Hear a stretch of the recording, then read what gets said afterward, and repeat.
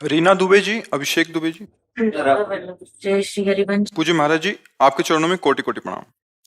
महाराज जी, मुझे memory loss, चेतना शक्ति शून्य की बीमारी है। महाराज जी, मैं जब से आपसे जुड़ी हूँ और आपको सुन रही हूँ, तब से नाम जप करती हूँ, पर कभी कभी ऐसा हो जाता है कि जिस दिन मेरा मेमोरी लॉस होता है तो कुछ घंटों तक मैं कुछ सोच समझ नहीं पाती और बिना नाम जप ही सब कुछ अन्न जल ग्रहण कर लेती हूँ। पर जब मैं सामान्य अवस्था में हो जाती हूँ तो मुझे जब ये समझ या याद आता है तो मैंने बिना राधा नाम जप खा लिया, मुझे कुछ समझ नहीं आता। महाराज जी, उस परिस्थिति में इसका आप ऐसा भाव लीजिए कि जैसे हम नींद में जा रहे होते हैं, जो अखंड भजन की वृत्ति की बात करें, तो हम शयन में जा रहे थे तो राधा राधा राधा राधा राधा सो गए।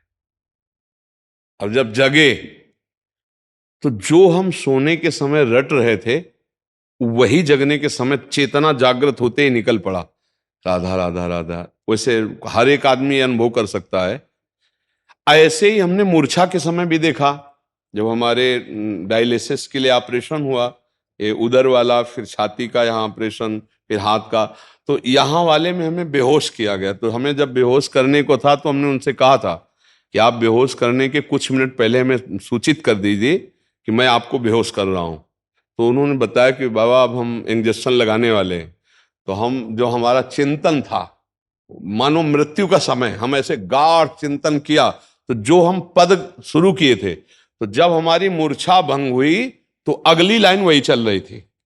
शयन के समय, मूर्छा के समय, तो वही आप मूर्छा जैसा समझ लीजिए इसको।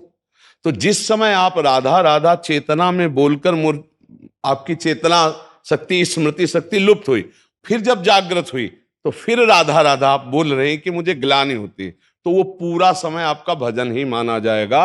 अगर उस स्थिति में प्राण चले जाते हैं तो आपको भगवत प्राप्ति होगी, क्योंकि मूर्छा के पहले आपने राधा बोला था।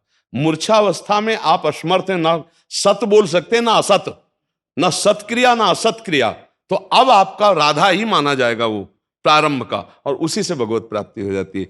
जैसे कोई सुबह बोला राधा और बेहोश हो गया, अस्पताल में भर्ती हो गया, और उसे होश ही नहीं आया, समाप्त हो गया शाम तक, उसे भगवत प्राप्ति होगी, क्योंकि अंतिम उसकी चेतना में पहली बार राधा जो निकला फिर मूर्छित हो गया, तो उसका वही माना जाएगा अंतिम समय स्मरण, और उसी से भगवत प्राप्ति हो जाएगी।